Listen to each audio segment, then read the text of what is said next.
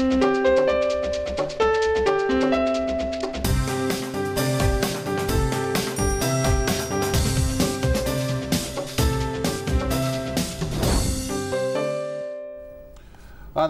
मैं हूँ वसतुल्लाह ख़ान और मेरे साथ हैं मुबशिर ज़ैदी।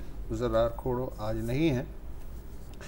शुमाली वज़ीरिस्तान में से ख़बर ये आई है कि सिक्योरिटी फोर्सेस की एक गाड़ी पे फायरिंग हुई।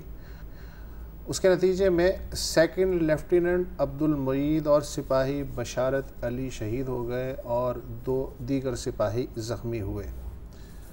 अब्दुल मुईद का ताल्लुक़ जो है वो पाकिस्तान मिलिट्री एकेडमी के ताज़ा तरीन जो फ़ारिग तहसील बैच था अक्टूबर में, उससे था और उनकी पहली पोस्टिंग शुमाली वज़ीरिस्तान में हुई थी। ये इनकी पहली और आखिरी बैटल साबित हुई। तहरीक तालिबान पाकिस्तान कलअदम ने ज़िम्मेदारी कबूल कर ली है।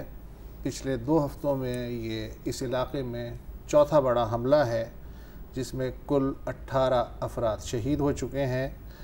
इससे कबल जो बड़ा हमला हुआ वो मीर अली के मकाम पे सिक्योरिटी कॉन्वॉय पे हुआ जिसमें 6 शहीद और 8 ज़ख्मी हुए और शहीद और ज़ख्मी होने वालों में ज़ेर तरबियत कैडेट्स भी शामिल थे।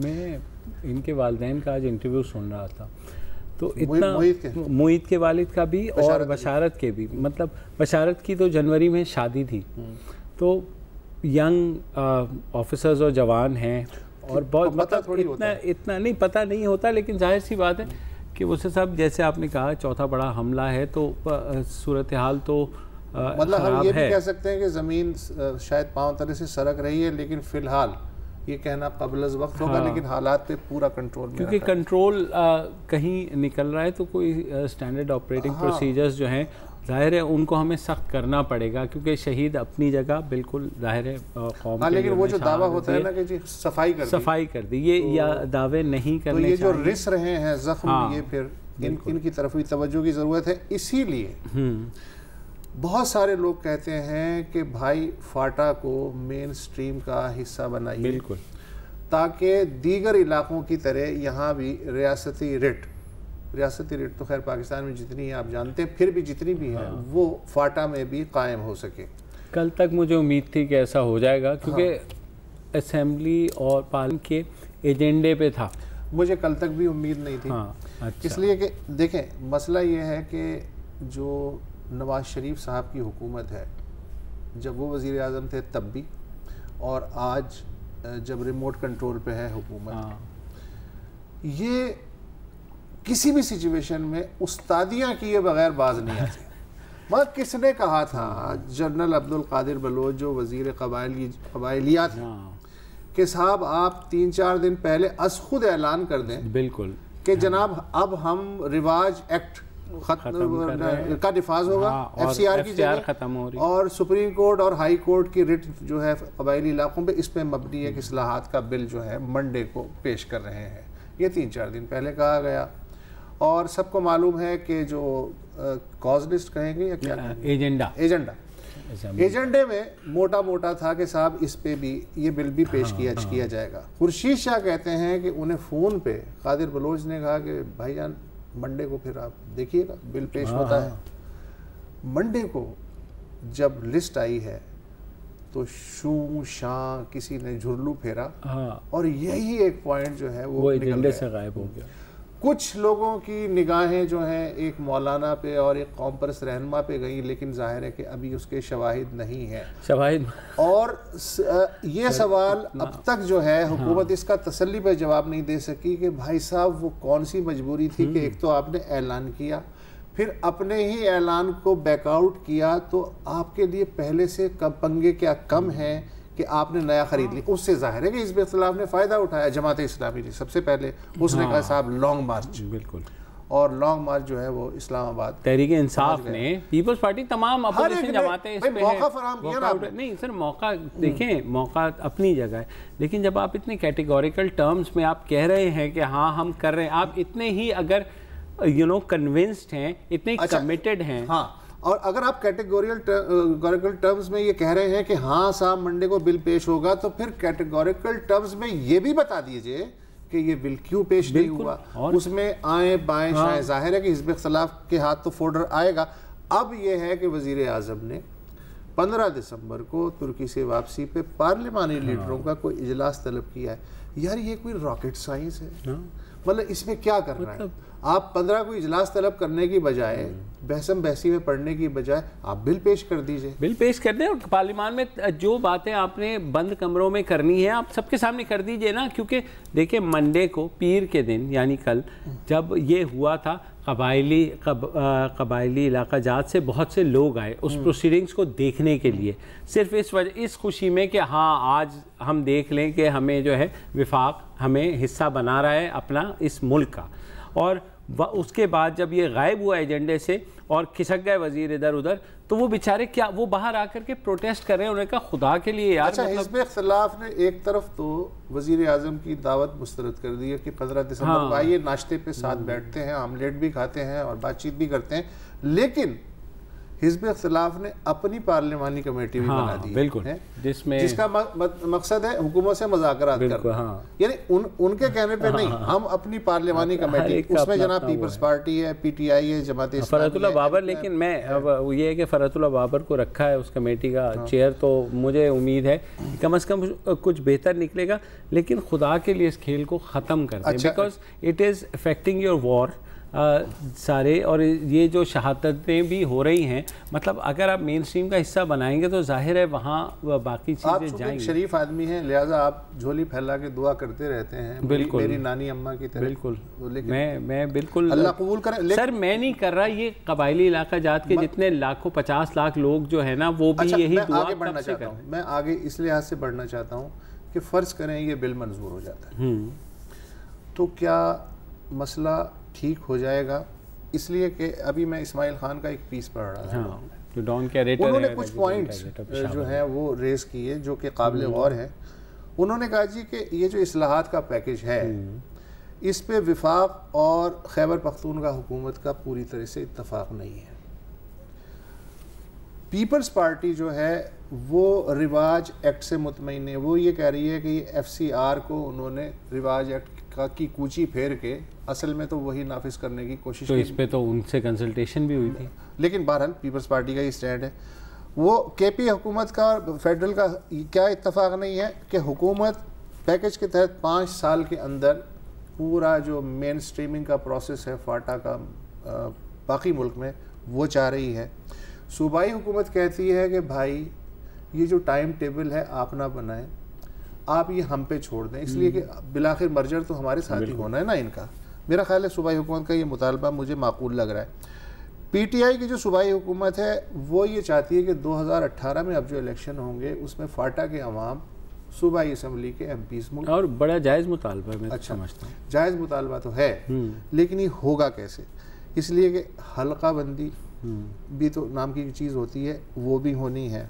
अच्छा, फ़र्ज़ करें कि अगर वो 4, 5, 6 जितने भी MP हैं मुंतखब होकर खैबर पख्तूनख्वा असम्बली में चले जाते हैं, तो भाई साहब ये बताइए कि वो अलाउंस लेने के अलावा करेंगे क्या? क्योंकि तब भी विफाक इंतज़ामी तौर पे जो फाटा है इंतज़ामी तौर पे विफाक के तहत ही रहेगा ना सर। लेकिन कम अज़ कम उन्हें फंड्स तो मिलेंगे जो वो अपने जो थोड़े बहुत करते हैं। मैं आपको बता रहा हूँ, अभी तो रिश्वत मिलती है ना, अभी तो फाटा के जो फिर उसका नाम फंड्स हो जाएगा, तो वो फंड्स हो जाएगा। चले फंड्स हो जाएगा, लेकिन आपने क्या करना है? मतलब देखें कबायली इलाका जात के आपने खुद उम्मीद दिलाई उनको। अच्छा, ठीक है, मैं आपको डिफरेंसेस बता दूं ना।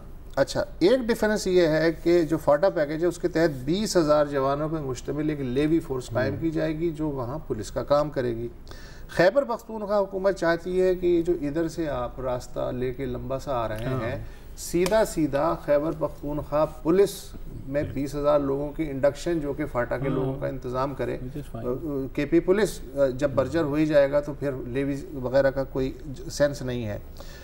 फिर ये नहीं पता, सूबाई असम्बली के इलेक्शन की जल्दी है और बाकी चीज़ों की जल्दी है, ये नहीं पता कि लोकल बॉडीज़ इलेक्शन वो कब होंगे फाटा में। 2018 में भी कोई तस्करा नहीं कर रहा ना चले, वो तो एक दफ़ा इलेक्शन मेन तो हो जाए ना, तो फिर वो एक बुनियाद तो पड़ जाए ना सर।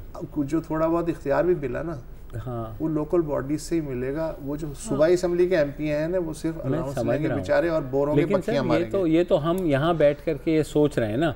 मुझे बताएं जो कबायली इलाका जात के लोग हैं ना, वो नहीं, मैं ये नहीं कह रहा कि मर्जर नहीं होना चाहिए। मैं ये भी नहीं कह रहा हूँ कि ये जो जलेबियां तली जा रही हैं फाटा के अवाम के नाम पे, ये तलना बंद की जाए। हम दोनों यही कह रहे हैं ना। अच्छा, NFC अवार्ड में उसूली तौर पे तय हो गया कि 3% हिस्सा फाटा को मिलेगा, लेकिन जब वो मेन स्ट्रीम में आ जाएगा, अगले 10 साल तक जो उसका सालाना तरक्याती बजट है उसके लिए पैसे विफाकी हुकूमत देगी। यानी विफाकी हुकूमत का मूड जो है ना, वो 5 साल का कह तो रहे हैं, लेकिन फार्मूले के तहत वो 10 साल भी हो जाए तो उन्हें वो माइंड नहीं करेंगे इसका। अच्छा, माशाल्लाह जो नहीं। अच्छा, अदालत की जुरिस्डिक्शन जी हाई कोर्ट और सुप्रीम कोर्ट की हो जाएगी जी।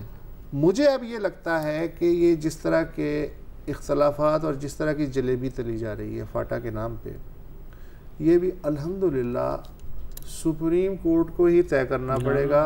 जिस तरह उसने सिंध में गंदे पानी का नोटिस लिया, जिस तरह वो उस पर ज़बरदस्ती पानामा लादा गया, या जिस तरह हर वो चीज़ लाद दी जाती है जिस जो पार्लियामेंट का काम है बेसिकली। जिस लोकल बॉडीज़ की आप बात कर रहे हैं वो भी सुप्रीम कोर्ट के हुक्म पे ही हुए ना। तो मुझे लगता है कि ये काम भी सुप्रीम कोर्ट को ही करना पड़ेगा। पार्लियामेंट में तो यही छीछा लेदर देख रहा हूँ। तो हम क्या कबायली इलाका जात के अवाम को क्या कहना है? अब जो भी कहना है शेर ने कहना है। नहीं सर, शेर तो एन वक्त पे बकरी हो जाता है ना, बेसिकली पाँव पड़ जाते हैं जब भी। लेकिन जो मौलाना फजलुर रहमान का स्टांस है या अचकज़ई का स्टांस है वो यही है ना, उनको भी पॉलिटिकल एक्सपीडियंसी है। तो सीधा सीधा एक दफ़ा क्यों नहीं कह देते, आप सच बोल देते उन बेचारों से कि जनाब 2018 के इंतखाबात के बाद हम कर लेंगे। आप बार बार उन्हें तरसाते हैं, हर 15 दिन के बाद ही आ जाता है। सुने, काबीना के एजेंडे पे मंजूर हुआ हुआ है सर, बिल के अंदर शामिल हुआ हुआ है। ये बातें उन्हें नहीं मालूम? नहीं सर, मालूम है कि नहीं, वो तो बेचारे आ गए ना। ये भी एक चीज़ होती है यार। नहीं, उस्तादी नहीं होती ना सर। ये इस तरह फिर आप कहते हैं कि वो लोग जो हैं हमारे से क्यों मुतनफ़िर होते हैं, वो क्यों, यही एहसास महरूमी है। मौलाना फजलुर रहमान और अचकज़ई एक सीजन पॉलिटिशियन है, उनके पेश नज़र ये बातें होंगी। हाँ, लेकिन वो उनके पेश नज़र दूसरी बातें भी तो है ना सर, और हमारे पेश नज़र अब एक वक्फा है।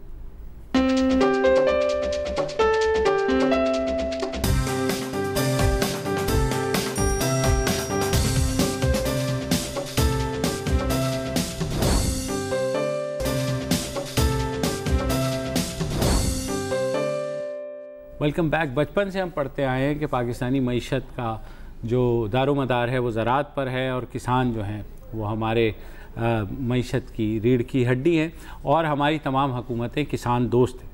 और किसान दोस्ती में पीपल्स पार्टी जो है ज़राअत करने पर खड़ी हुई है। क्रशिंग सीज़न इस माह की 1 तारीख से स्टार्ट हो चुका है, और कल एक मुजाहरा हुआ पीपल्स पार्टी के किसान दोस्त हुकूमत के सामने, जहां कुछ काश्तकार आए और उन्होंने एहतजाज किया कि जो कीमत मुकर्रर की गई है, बिलावल हाउस के तरफ जाने की कोशिश की उन्होंने, लेकिन रेड जोन कैसे आप जा सकते हैं। उनका मुतालबा था कि बिलावल भुट्टो जरदारी से हम मिल लें, उनको ये बता दें कि जनाब आप ही की हुकूमत ने वादा किया है कि 182 रुपये मन गन्ना जो है वो ख़रीदा जाएगा किसानों से, मगर किसानों से जो गन्ना ख़रीदा जा रहा है कोई 130, 120, जिसका जहाँ दाव लग रहा है। अच्छा, ये बात वज़ीर साहब ने भी बाद में एक्सेप्ट की कि जनाब अब मिल वाले से जो अपनी जी से बेच रहे हैं किसान मिल वालों को, तो हम क्या कर सकते हैं। ठीक है, वो आपको पता है किसान दोस्त की। तो खैर बहरहाल ये हो गया, और पुलिस ने क्योंकि मुजाहिरीन पुरअमन थे तो जाहिर है उनके ऊपर लाठी चार्ज होना था, पानी भी इस्तेमाल होना था, 1000 रुपए भी नहीं मिलने थे उनको, लोग तंबू भी हुए। बिल्कुल 82 अफराद जो हैं उनको हिरासत में लिया गया, बाद में जाहिर है रात को छोड़ दिया गया। SSP ने कहा कि इसमें खवातीन भी शरीक थी मुजाहिरीन में, लेकिन जाहिर है कि खवातीन को तो गिरफ्तार नहीं किया जा सकता। फिर ये है कि बाद में बदीन में और मीरपुर खास में और ये मिट्टी में भी मुजाहरे हुए इन किसानों की हिमायत में। सही बात है। अच्छा जनाब सुहेल सियाल साहब जो सीनियर मिनिस्टर भी हैं, होम मिनिस्टर भी हैं, वज़ीर दाखिला, तो वो सुन लीजिए कि वो इस बारे में कह रहे हैं, क्योंकि उन्हें हर चीज़ नून लीग की तरह साजिशी लगती है। सुनिए। मैं पहले भी कहता आया हूँ कि ये रेट का इशू जो है ये फेडरल गवर्नमेंट की तरफ से पहले उनको एक्सपोर्ट की परमिशन नहीं दी, उसकी वजह से आज जो हम प्रोविंशियल गवर्नमेंट्स जो भुगत रही हैं वो आज भी भुगत रही हैं। अब जो है वो उन्होंने सब्सिडी का एक अनाउंस किया था कि एक मेकनिज़म हमें बताया कि हम ये कर रहे हैं। अभी तक उसका कोई नोटिफिकेशन नहीं आया, कोई टीआर नहीं आई है कि किस नोटिफिकेशन किस टीआर के तहत ये एक्सपोर्ट करेंगे, ताकि हम जो है उसके मुताबिक प्रोविंशियल गवर्नमेंट पॉलिसी बनाए। ऐसी कोई चीज़ अभी तक फेडरल गवर्नमेंट की तरफ से कुछ नहीं हुई। देखें, पहली तारीख से क्रशिंग सीज़न स्टार्ट हो गई। पहली तारीख से सिंध गवर्नमेंट ने नोटिफिकेशन निकाला, उसके 15 दिन परचेजिंग जो है वो हो जाती है शुरू, वो हो रही है परचेजिंग। लेकिन हाँ, पॉलिसी अभी तक फेडरल गवर्नमेंट की नहीं आई है, तो ग्रोअर्स जो जिस रेट पे अपने बिल से दे रहे हैं तो वो ले रहे हैं। लेकिन मिलें जो हैं काफ़ी हद तक, मुझे केन कमिश्नर बता रहा है कि मोर देन 80% 90% जो है केन कमिश्नर बता रहा है कि शुगर मिलें स्टार्ट हो चुकी हैं। जी जनाब, क्योंकि पॉलिसी नहीं बनी तो अब गन्ना कैसे? वैसे कुछ बातें मेरा ख्याल है इन्हें शायद, चूँकि वज़ीर दाखिला वज़ीर ज़राअत नहीं, इन्हें शायद इल्म नहीं है। क्रशिंग सीज़न जो है वो 30 नवंबर से स्टार्ट हो जाना चाहिए, जो शुगर फैक्ट्रीज कंट्रोल एक्ट 1950 है उसके तहत। इसमें 2009 में एक तरमीम भी हुई है। अब ये जो कह रहे हैं कि जी मिल मालिकान के पास एक स्टॉक मौजूद है और वो जब तक नहीं जाएगा, और फेडरल गवर्नमेंट ये फलाना ये है, मिल मालिकान को सब्सिडी देती है हुकूमत एक्सपोर्ट के लिए। अच्छा, उन्होंने पाबंदी हुकूमत ने इस दफ़ा ये लगाई है कि जी 30 नवंबर को जो क्रशिंग सीज़न स्टार्ट करेगा ना उसको सब्सिडी देंगे, और जिसने किसानों के वाजिबात क्लियर कर दिए होंगे पिछले वाले उसको मिलेगी, बाकी को नहीं मिलेगी। तो मिल मालिकान जो है वो अब बैठ गए कि साहब ये क्या मसला है। अच्छा, ये वज़ीर साहब ने ये भी कहा कि 15 तक तो हमारे हाथ बंधे हुए हैं, हम कुछ भी नहीं कर सकते 15 दिसंबर तक। ये इन्होंने कहा था। अच्छा, अब सवाल ये है कि इन्होंने ये जो कहा कि यकुम से क्रशिंग सीज़न शुरू हो चुका है, कहने को ये बात इस लिहाज से दुरुस्त है कि बदीन में एक आध मिल और घोटकी में 2-3 मिलें जो हैं उन्होंने क्रशिंग सीज़न स्टार्ट कर दिया है। लेकिन जो बल्क में 38 मिलें हैं सिंध में, बल्क की जो मिलें हैं उनके यहाँ इत्तलात ये हैं कि क्रशिंग सीज़न इस वक्त तक स्टार्ट नहीं हुआ है। ये इन्होंने जो प्राइस है वो यकुम को नहीं दी, 5 दिसंबर को इन्होंने अनाउंस किया है 182 रुपये फी मन। तो जाहिर है कि अच्छा 12 से जो है उन्होंने फड्डा डाल दिया शुगर मिल मालिकान ने कि हम कैसे क्रशिंग। तो ये एक पेचीदा मसला है। तो क्या ख्याल है, ये सिंध एग्रीकल्चर रिसर्च काउंसिल के चेयरमैन है अलीपुल, ये भी आए हुए थे एहतजाज में कि अलीपुल से बताइए कि 5 दिसंबर को जब प्राइस का ऐलान हो गया और बकौल सोहेल अनवर सियाल 1 दिसंबर से क्रशिंग सीजन शुरू हो गया, तो अब आपके साथ मसला क्या है, आप क्यों मुजाहरे कर रहे हैं?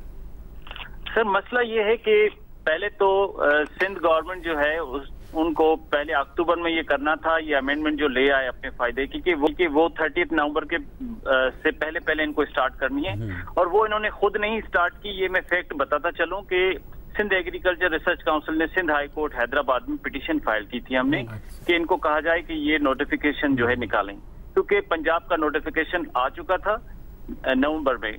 और तो हमने कहा था कि पंजाब में जो शुगर केन होता है उससे पहले सिंध में हमेशा सीजन चलता है, शुगर मिलें चलती हैं, और रेट भी हमारा हमेशा पूरा 20 साल की हिस्ट्री देखी जाए तो हमारा रेट हमेशा हाई होता है। लेकिन ये कुछ सालों से जो है वो नहीं हो रहा, उसके कुछ रीजंस थे। तो इस सिलसिले में हमने सिंध गवर्नमेंट को बिल्कुल याद दहानी करानी शुरू कर दी थी।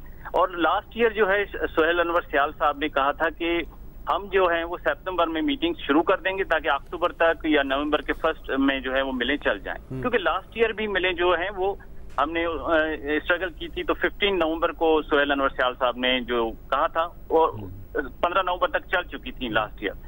इस साल हमें नजर आया कि ये मिलें नहीं चल रही, और ये कुछ अंदर मिलों में और सिंध गवर्नमेंट में कोई चल रहा है ना चीज, जिससे हमें पता चला कि ये नहीं चलेंगी। इसलिए हमने पिटीशन फाइल की। अब पिटीशन फाइल की तो that petition was also supported by Sindh government's lawyers पीछे से उनको।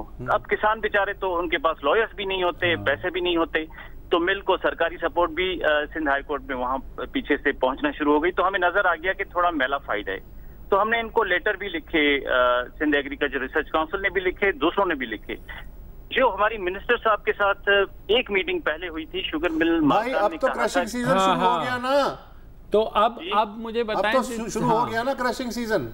देखिए सीजन शुरू हो चुका है, लेकिन ये जो केंद्र कमिश्नर साहब ने स्टेटमेंट दी है कि जिसको जहां आता है वो गन्ना वहां देना शुरू कर दे, तो आबादगार जो है उसको मिडिल मैन 90 पे भी ले रहा है, 110 पे भी ले रहा है। तो मैं आपको एक कैलकुलेशन बताता हूं कि हमें रोजाना 40 करोड़ रुपए का नुकसान होता है। तो ये तो हर साल की कहानी है भाईजान जी, ये तो हर साल की कहानी है ना? नहीं, ये हर साल की नहीं है। लास्ट ईयर हमें 182 मिला था। लास्ट ईयर बेहतर हुआ। एक वक्फा ले लेते हैं, एक छोटा सा वक्फा लेते हैं। अली पल साहब, हमारे शाही मुगल भी हैं जो अमूमी तौर पर पूरे पाकिस्तान के जो एग्रो फार्मर्स के रहनुमा हैं, वो भी हमें ज्वाइन करेंगे एक वक्फे के बाद।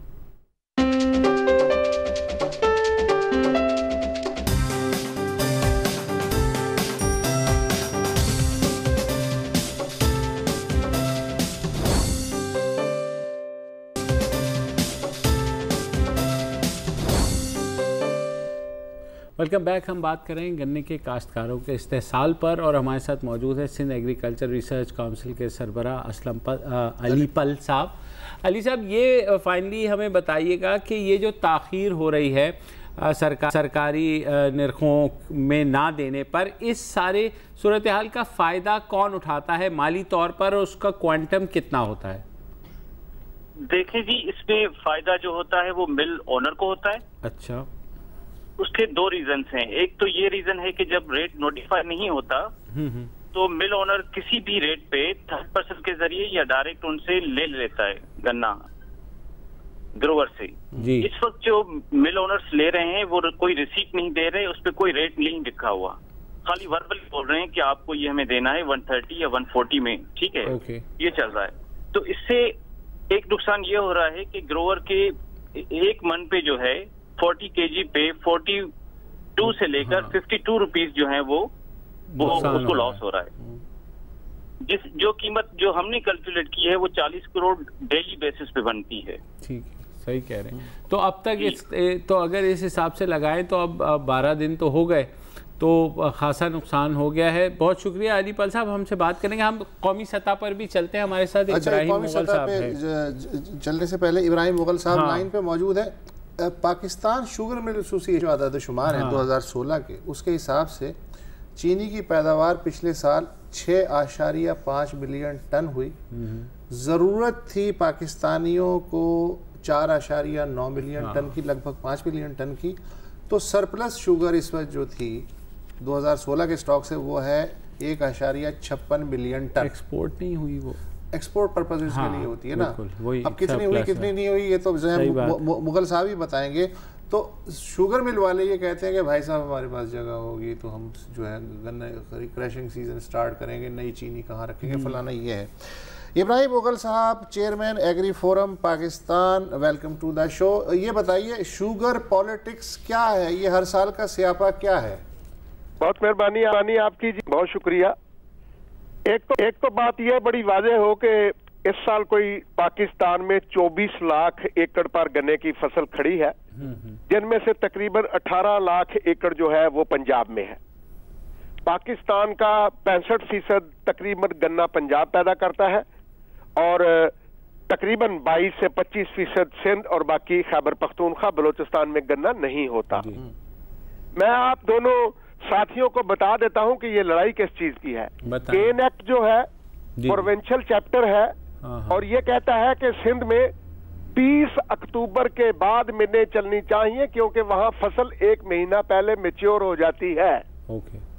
और पंजाब का केन एक्ट कहता है कि 30 नवंबर के बाद मिलें चल जानी चाहिए क्योंकि 1 महीना ये लेट है। आज जो लड़ाई पड़ी हुई है मोहतरम, 24 लाख एकड़ रकबा है, 1 एकड़ से तकरीबन 600 मन गन्ना आता है। अगर वो 1,80,000 रुपए मन खरीद ले शुगर मिल वाले, हम 2 रुपए छोड़ देते हैं सिंध वाले, अगर जो उनका गन्ना अच्छा होता है, अगर 180 रुपए मन खरीद ले तो ये 259 अरब रुपए की 259 अरब रुपए की फसल बनेगी जो 24 लाख एकड़ में से मिलों को पहुंचाई जाएगी। ठीक है। लड़ाई जो है वो इस चीज की है कि अगर 180 वाली गन्ना 140 रुपए में किसान दे दे, फिर शुगर मिल वाले के पास स्पेस भी है, उसके पास गोदाम भी है, उसके पास पैसे भी हैं, उसके पास फैक्ट्री भी है, और अगर वो 180 मांगे तो उसके पास कुछ भी नहीं। ये 40 रुपए का जो फर्क है, 600 मन अगर गन्ना 1 एकड़ से आए तो एक लुटे पुटे किसान से फी एकड़ ये 24,000 रुपए का उसको पर एकड़ टीका लगाना चाहते हैं और लगा रहे हैं। और ये अगर 24,000 का 1 एकड़ का टीका है तो 24 लाख एकड़ पर ये तकरीबन 80-82 अरब रुपया बनेगा। और पाकिस्तान में जो चलती है मिलें वो तकरीबन 82-84 ही है। और मिल वालों का ये एक बहुत बड़ा कौल है कि हर साल अगर मिल के साथ मिल ना हमने लगाई प्रॉफिट से तो फिर क्या सीजन लगा। गोया एक मिल तकरीबन 1 अरब रुपए का प्रॉफिट नेट हासिल करना चाहती है। तो सर सी बात है, हुकूमत की पॉलिसी क्या करे? हुकूमत जो है वो क्या उसमें से जाहिर है वो हुकूमत को भी प्यार करके कुछ ना कुछ दे दिला देते होंगे। हाँ। तो ये फिर किसान दोस्त पॉलिसी कहाँ गई?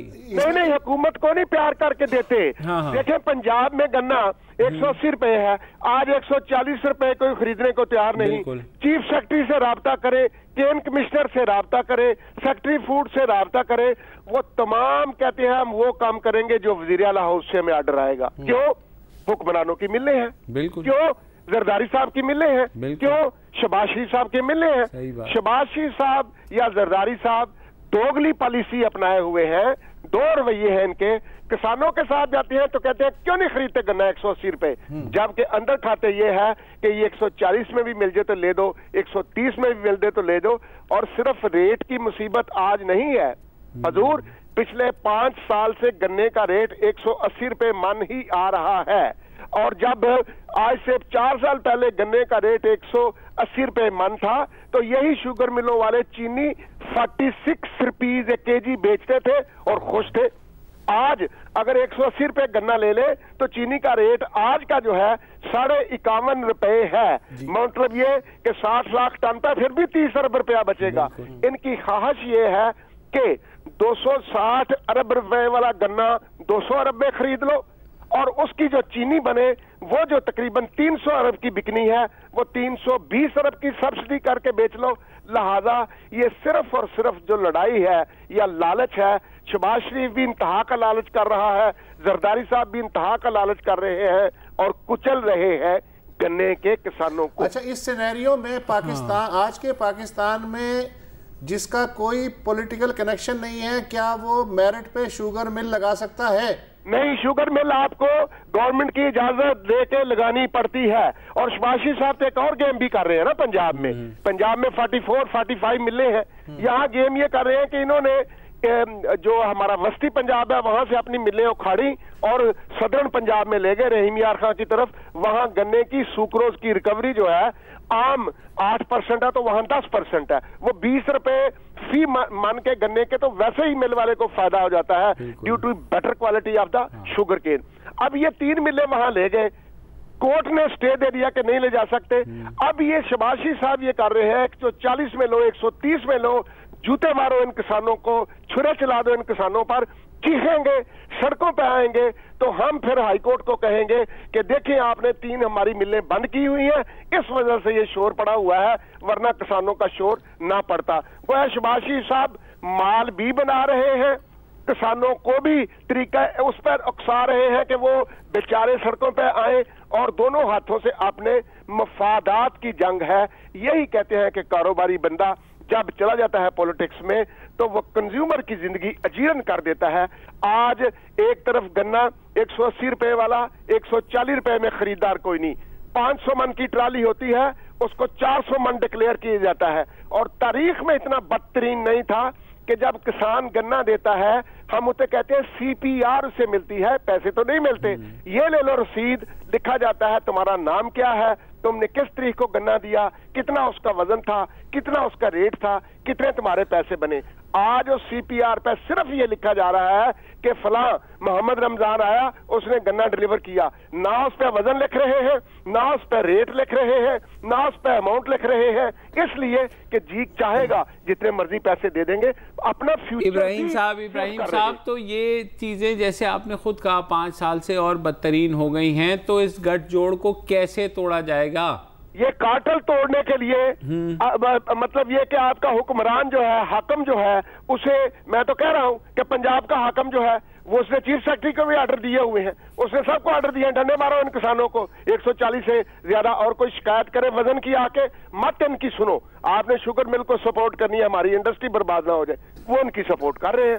गोया वो शबाशी साहब की सपोर्ट कर रहे हैं। सिंध में आपके वजीर ने जो कह दिया, कितना बड़ा झूठ है कि 15 दिसंबर, कौन सा सिंध का एक्ट कहता है कि दिसंबर में मिलने चलेगी? उसकी मैच्योरिटी तो गन्ने की 1 महीना पहले हो जाती है, लेकिन वहां जरदारी साहब खुश कर रहे हैं। बल्कि मुझे अफसोस हो रहा है, मुराद अली शाह साहब जो हैं मेरे जानने वाले हैं, मैंने और इन्होंने कई टीवी प्रोग्राम इकट्ठे किए, किसानों के खैर खा होते थे, लेकिन आज देखें कैसा लानती तौक गले में डाल लिया है। उनको भी नहीं सोच आ रही अपने किसान भाइयों के मुतल्लक कि कुछ उनकी मदद के लिए। किसानों को ये गन्ना घर में 170-175 रुपए में पड़ रहा है, उनसे 140 रुपए में लेके एक छोटा 1 एकड़ का किसान है, उसको भी 24,000 का टीका लगाने का पूरा प्रोग्राम और लग रहा है। इब्राहिम साहब, ये मुझे बता दें कि जनूबी पंजाब में कोई नए पाकिस्तान वालों की जो मिले हैं वो क्या कर रही हैं? जो नए पाकिस्तान वाले मिले हैं उन्होंने वो भी जनाब धोखे पे धोखा, जहांगीर तरीन की मिल है, साथ उसका अजीज वो लगा हुआ है, और इसके अलावा जहां मरियम यहाँ जो पंजाब की है, उसने बेटी अपनी जहां ब्याही हुई है मियां मनीर, उनकी इत्तेहाद की मिले हैं, वो तो बिल्कुल इस तरह छुरा चला रहे हैं। 130 में भी ले लो, 125 में भी ले लो। इस वक्त सबसे बुरी जो मामला है उनका है कि जहां छुरी फिर रही है, और छुरी के अलावा, रेट के अलावा 40-50 रुपए फी मन कमी के अलावा वजन में देखे ना, हमारा दीन ये कहता है कि मनगशा फलैसा मिन्ना, जिसने मिलावट की वो हम में से नहीं, वजन के मुतल्लक बात करता है। ये दोनों तरह की बेईमानियां कर रहे हैं। रेट भी 180 का 140 में नहीं दे रहे, और वजन भी 500 मन की ट्राली को 400 डिक्लेयर कर रहे हैं। आप ये बताएं कि मेरा पाकिस्तान प्रोग्रेस करे तो कैसे? मुगल साहब, एक बात फरमाइए कि ये तो मजलूम गन्ने की आपने बात कर ली, जो पाकिस्तान की 3 बुनियादी फसलें हैं, यानी गन्ना, कपास और गंदुम। क्या गंदुम और कपास भी इतनी ही मजलूम है? गंदम 1300 रुपए मान अनाउंस था, 1160 रुपए में, 1140 रुपए में बिकी। गोया जब गंदम किसान बेचने गया तो 27 रुपए मन या 28 रुपए मन नहीं, सारी 1 किलो का गंदम 28 रुपए या 29 रुपए किलो बिकी। उसी का आटा आज लेने जाता है तो चक्की वाला 50 रुपए में या 45 रुपए में देता है, कोई पूछने वाला ही नहीं। मिडल मैन ये हुकूमतें जानबूझ के छोड़ती हैं। अगर किसान कपास लगा ले तो वहां जलील होता है, वहां जूते खाता है, किसी और फसल की तरफ भागता है। गन्ना लगाया, वहां जिस तरह की आज तबाही हो रही है, डंडे भी मारे जा रहे हैं, इज्जत नफ्स भी मजरू की जा रही है। और देखें इससे बड़ा जुल्म क्या होगा कि एक किसान के फर्ज करो 10 एकड़ है, वो आपको 2 लाख रुपए का गन्ना दे रहा है, और भाई उसे सिर्फ एक छोटी कागज पे, घटिया कागज पर लिख के दे रहे हो कि तेरा 2 लाख है, वो लिख के देने को भी तैयार नहीं है। अच्छा इब्राहिम साहब, हम क्योंकि क्लोज करना है प्रोग्राम, आप क्योंकि किसान रहनुमा हैं, जाहिर है कुछ ना कुछ कोई ऐसी हिकमत अमली बनाई है कि इस इस्तेहसाल को रोका जाएगा गोइंग फॉरवर्ड, के ये ना हो? इस इस्तेहसाल को रोकने के लिए मैंने थोड़ा सा पीटीआई वालों से राब्ता किया था। अच्छा। तो उन्होंने मुझे फौरन ये कहा कि नहीं वो जहांगीर तरीन का जहाज इस्तेमाल करते हैं इमरान खान साहब, वो जहांगीर तरीन नाराज हो जाएगा, जहाज नहीं देगा। अच्छा, मैंने पीपल पार्टी से बात की, उन्होंने कहा नहीं वो जरदारी साहब की मिलें हैं, इन्होंने कहां से कमाना है। माजरत के साथ के ये कहता हूं कि अब ये मिलों वाले जो हैं ये सियासी भी हैं, जो सियासी लोग थे, पूरा लुटेरा बनने के लिए उन्होंने मिलें लगा ली, यहां से वो कमाते हैं, हराम की कमाई यही इलेक्शन में लगाते हैं और लोगों को खरीद कर इलेक्शन जीत जाते हैं। मुगल साहब, इन्हीं शुगर बैरन को ये गन्ने का काश्तकार वोट अगले इलेक्शन में भी देगा। वो जूते खाएगा जब उसको पकड़ के थानेदार ले जाएगा, उसको पकड़ के पटवारी ले जाएगा कि तुझे पानी नहीं मिलेगा, गन्ने के लिए पानी की जरूरत है, नहरी पटवारी ले जाएगा, तो फिर वो कहेगा साईं मेरे जहां जहां अंगूठे लगवाने लगवाए, लेकिन मेरी फसल पकने दे, मुझे पानी तो दे दे। वो क्या करे, वो क्या करे? अच्छा, जैसे ये अली पल साहब ने कहा कि ये सिंध हाई कोर्ट में चले गए, वहाँ से कुछ वो हुआ, आप लोग भी यकीनन ये चीज़ सुप्रीम कोर्ट में भी गई, ये चीज़ लाहौर हाई कोर्ट में भी जाती है, वहाँ से जो फैसले आते हैं उन पर भी अमल दरामद नहीं होता? उन पे अमल दरामद। मैंने तो कहा ना जी कि लाहौर हाई कोर्ट ने कहा इनको मियां शबाशी साहब एंड कंपनी को कि 3 मिलें आपने बगैर परमिशन के, ये है अखाड़ो, इन्हें वापस जहां थी वहां जाके लगाओ। आज तक नहीं लगाई, बल्कि उन्होंने ये करना शुरू कर दिया कि सुना है कि किसानों को मोटिवेट किया कि तुम हड़तालें करो कि यहीं रहनी चाहिए मिलें, और ये वहां रह भी गई और चल भी नहीं रही। किसानों को सजा दी जा रही है तो और सजा इस लेवल की इस साल दी जा रही है। मैंने कहा कि माजी में ये नहीं होता था कि रसीद भी नहीं देनी, वो रसीद ही को संभाल के रख ले कि उसकी अगली पुश्त आके को पैसे ले लेगी। This is the bad luck. मैं समझता हूं इंडस्ट्री ने डिसाइड कर लिया है कि हमने 100 अरब रुपया कमाना ही कमाना है, 1 मिल को 1 अरब रुपया मिलना चाहिए, किसान बचे या जहन्नम में जाए। ये बताइए किसानों का बैकलॉग कितना है या क्लियर हो जाता है पिछले साल का? नहीं होता। देखे ना, मैंने कहा 260 अरब रुपए की फसल है, 600 मन की एवरेज हो 1 एकड़ से, 180 रुपए उसका रेट हो, 260 अरब रुपए की फसल है। किसी शुगर मिल के पास भी 2-2 अरब रुपया नहीं पड़ा हुआ कि ये गन्ना खरीदेगा। देख ले, बैंकों से 260 अरब वो एडवांस लेते हैं, वो तो 40 अरब भी एडवांस नहीं लेते फ्रांस में। मतलब ये कि 260 अरब के बदले में 30-40 अरब रुपया दे के बाकी सारी चीज मुफ्त में प्रोक्योर करने के लिए भी तैयार नहीं है। ठीक, thank you so much for your valuable addition Mughal साहब, थैंक यू सो मच। बहुत शुक्रिया आपका। कर ले फिर आप बात। अब क्या बात करनी है, हुण गल की गई है करना। सही बात है, इजाजत ही ले लेते हैं। बिल्कुल सही, इजाजत दे दें भाई, खुदा हाफिज। अस्सलाम वालेकुम। अगर आपको हमारे शो पसंद आया है तो प्लीज़ हमारे YouTube चैनल को सब्सक्राइब करें, और अगर मुनासिब समझे तो इस वीडियो को लाइक भी कर लें, तो कोई हर्ज नहीं है, और शेयर भी कर लें और कमेंट भी कर दें जी, वरना वो सब ऐसे ही लिखते रहेंगे। और ये जो दोनों कह रहे हैं ये कर लें जी प्लीज़, नहीं तो हमें भी घर जाना है, मैं आपके कंप्यूटर में नहीं रहना 24 घंटे। सही बात।